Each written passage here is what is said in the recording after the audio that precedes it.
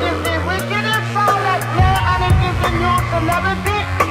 Along with all muscles and all crew line up, them can't get me out. When it comes to championship, it's we have it. And when it comes to DJ Terry, oh God, we're not talking about the business. We have it very versatile, and when it comes to sound, we can party, because we have done possible. Welcome to Reggae Chat on ViewNowTv.com. I'm actually on my way to see my special guest, the one and only Gyptian, who's got a brand new album out called Love, Sex and Reggae. And we're going to be catching up, finding out what he's doing. And also a little bit later on, I've got another special interview with the one and only Jamaica Stevie Wonder, Frankie Paul. They're all coming your way on ViewNowTv.com Reggae Chat. Stay tuned. Reggae Chat. You get that? That's just something I'd never do. There's just something about you. How can someone you just met make you fall in love like that? She's the vixen, come and fainting for a touch tonight. Never ever been so honest. Never ever been so Reggae Chat. You get that? Welcome, Gyptian, to Reggae Chat, ViewNowTv.com. It seems like ages since the Hold You album. What has Gyptian been up to? I mean, naturally, it's musical, you see, man. Keeping it musical, keep on doing it, because, you know, nothing is easy in life. But keeping it musical, as I see now, new album is out anytime, you know? Are you surprised at the amount of work that you've had to put in since those early days, even before Hold You? I mean, not really surprised, you know, because we all know, as a Jamaica say, if you want good, you know, have to run. So I mean, the hard work has to come with good result. So I mean, pretty much doing a lot of hard work. So when whatever happened, we just have to give thanks. Because the whole Hold You concept, the whole album, it took a while before it really took off. The song surprised me. Why it surprised me? Because it was a song that wasn't even finished. You know, as we say earlier on, but life is life. Life is full of a lot of surprises, you know, and you have to have all the expectation too. So here we are, 2013. You was here for Jamaica 50th anniversary last year over at the O2. I think that's the last time we spoke. Yeah. What was it like being in the UK for Jamaica's 50th anniversary? I'm in history. You know, at the 50th anniversary of our Jamaican people, I mean, I was a part of it in another country, so that's a good look, you know. So here we are 12 months on, and the new album set to drop the end of this month, and the album is called Sex, Love and Reggae. Why you ask? Don't ask me. Did you choose the name of that album? Yeah, pretty much it's more like SLR, you know. SLR is something like, not something like, it's a iPod machine gun. And for instance, SLR, everybody fear. But no, we can use that same word, SLR, and meaning a different thing. You know, sex, love, and reggae. I mean, pretty much, it's just a difference and a little vibes Egyptian, tipping it up, you know. The album itself, you know, we've got the new single, Vixen, with you and Angela Hunt. How did that hookup come about? It was hooked up by the company, you know.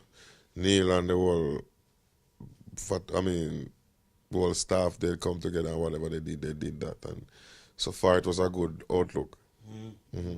And there's quite a few collaborations. You know, we were speaking earlier on. You've got the UK's very own Estelle on there, who's relocated from the UK and doing her stuff in America. What was it like working with Estelle? Yeah, I mean, well, to be honest, it wasn't in the studio together, but when I heard the job, I was like, whoa, Estelle did a tremendous job as usual, you know. But I mean, it was a good look, and for both fans to see both somebody that they really admire and love come together and do a combination as the song that we did, they're gonna love it, you know, for real. And who else is on the album? Yeah, I also have some Melanie Fiona, and also Kess, you know, Kess Band, and also Bungie Garling, you know, for the island people, them we can't forget where we come from. And yeah, pretty much that's it so far, and Angela Hunt and myself, you know.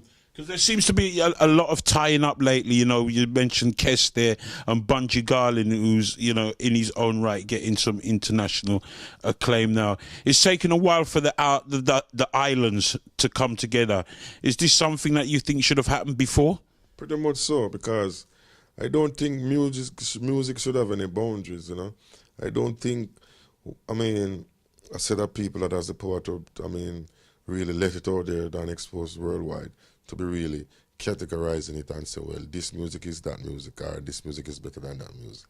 You know, I just feel like it should have been happening from then, you know. So we all know nothing ever happened before the time. So pretty much probably that is happening now. And the places that you've been around the world, is there anywhere that has a special, apart from England, of course, because you've been coming here for so long now, but, you know, the new places, you've probably been Australia and places like that. Is there anywhere that you've been and you've been kind of surprised at the way that they've bought into the whole Gyptian vibe? Australia. Like, so far, I didn't even know that the song reached there, you know. And the song reached there, and I went there to tour, like Sydney, a lot of places. Brisbane. Adelaide. Yeah, Adelaide, all of these places. I went there, and like all the places there. Because, you know, Australia is a pretty distance, and a pretty distance back. So, I mean, there at the time, I just had to do more than one show, I have to do more than one show. So, pretty much, it was a good vibes there, too.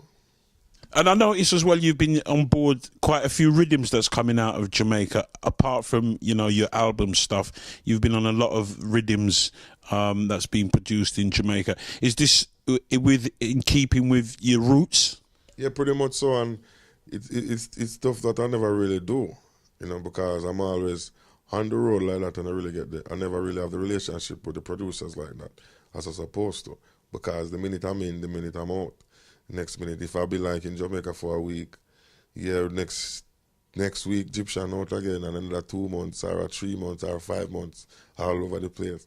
You know, so we get the chance now to really make a relationship with the producers, a lot of the producers. So what we do now, we get the email, the rhythms emailed to us on the road, so we could just voice them and send them, you know, just sound like we're still in Jamaica. So right now, I just say, keep my people in Jamaica posted, same way, you know, always. And what's it like when you do get some time to spend in Jamaica? Is it hectic? I mean, I wouldn't say hectic, even if it is, because Gyptian is a man, like, whatever is happening, it's supposed to happen. No matter what is going on, for me, it's just me, same way. I'm going to do what I do every day, same way, no matter so. I wouldn't say it's hectic, but it is. But for me, I don't make it be a problem. But it is what it is. My surrounding is not really about money, you know. We all know everybody's in need of money. I want money, but a lot of people in need. You know, so I mean, my people are more real people, because the minute I come in, I know, well, it's not dues, but there's certain responsibilities. You have a dog, them see dog, them have to feed. So pretty much you gotta help a man out with situation. His mother can't eat food, everybody. So my surrounding easy. And if I come in, I'm going to send the money now run. The money now run. You get to me and deal with. So pretty much my surrounding kind of balance. On the outskirt now, we all know people will speculate, people will talk stuff, people will say stuff that are very, I mean, we call it now, discriminating, but life continues same way, and the best of us get criticized by anybody, by everybody too. So I mean, for me, just keep it real with who I'm around, and who out there, don't act like it is personal. I mean, you know me, I don't know you. So I see you as my fan, I show you a lot of respect. But don't act like I'm stupid, you dig? Keep it real. So SLR, as you call it, Sex, Love and Reggae, due out the 28th of this month, the month of October, Black History Month. You happy with the way the album's turned out? So far, yes. I mean, good work has been done. Professional people has been onto the album, like guys before. We have professional, but not all the way through. But no real people that knows how, and been in the business for quite some while, and I myself as a young sensation, I mean, put together with the the experience, knowledge there. So I mean, together, yeah, good result. So far, pleased with myself, like the tracks, yeah. We can look forward to you coming in to do a full-blown concert, which you haven't done for us for a while. Yeah, pretty much so. Now the money I got to run now. But no, it's all get it as it lasts now. It's all about the free promotion, Gyptian, coming to the stage shows and us giving you a few tracks, not a lot, but just passing through, making you know that this is what's happening, this is what I'm all about, and doing it now. So yeah. So if you see me now, and I give you like 4 or 5 songs, don't complain. It's not a performance, my people. It's a performance. It's all about promoting the tracks. Yeah? Yeah. All right. Thank you very much, Gyptian, for talking to Reggae Chat on ViewNowTv.com. Any message for your fans before you go? Yeah, man. SLR to your head. Boss it musically. Get your copy. You see me? I just want reggae gyppy. Gyptian live on ViewNowTv.com with me, Daddy Ernie, and Reggae Chat. We're out. Reggae Chat. You get that? We are leaving the Wembley Hilton Hotel, where I've just been in conversation with my very special guest on Reggae Chat, the one and only Gyptian. He's told us all about his brand new album, Sex, Love and Reggae, which gets the official UK release on the 29th of October, Black History Month. We are looking forward to it so much. I'm now on my way to see the one and only Frankie Paul, another special guest on Reggae Chat. Make sure you stay tuned to ViewNowTv.com. You're now watching ViewNowTv.com with Daddy Ernie on the Reggae Chat. So here we are with one of the most prolific artists to come out of Jamaica in the last 3 decades. 1 year he sang more albums and released more songs than any artist on planet Earth. It could only be one artist, the one and only Frankie Paul. Good evening, good evening, good evening. And welcome to ViewNowTv.com. Always a pleasure to catch up with you, Frankie. Oh, it's a pleasure to be seeing you again, Daddy Ernie. So, you know, you've relocated to Gambia, from Jamaica to Gambia. Tell us why. Well, the scenery, for one thing, and the non-violence, that's another thing. But it has been a prolific career, you know. I remember you back from that Strange Feeling album. It must seem like a long, long time ago. Oh, it's quite a long time ago. It was a smashing album. I've got a strange, strange feeling in myself. And this your feeling make me wanna fret. Where would that rank amongst all the albums that you've done, Frankie? I think that album would rank, if I should say, if it had got the promotion that it was supposed to get, it would be one of the most number one album that I've ever done. Because I did that album with a vibe that captures atmosphere and the kind of feeling I had that time. It was like, I want to get out there as a superstar. Mm-hmm. Yeah. Yeah, it was very much you in the studio doing a lot of the work on there yourself, and you had the late great Winston Riley. That's right. With you there in the studio. What was it like working with that legend? Oh, it was great working with him. He had such high potential about himself. He knows what he's doing. Yeah. And with his vibe and my vibe, put it together and you get a better vibe. Yeah. And of course you went on from there and recorded for Henry Junja Laws and just about any jammies, of course, anyone who was in reggae at that time. First it was, after Winston Riley, it was Channel 1. And then I was discovered again by Junja Laws. I saw Junja in the studio. I was scared of him because they said he was a bad man. Yeah, so I was saying, me no want to record for him, me no car. Bad man here, so I come here and beat up the artist them. So one day I was in the studio and Linwell Thompson came up to me and said, you know, I record with the boss. I said, which boss? He said, Junja. I said, no, not me today. Junja came around and said, yo, different studio tomorrow, REGGAE.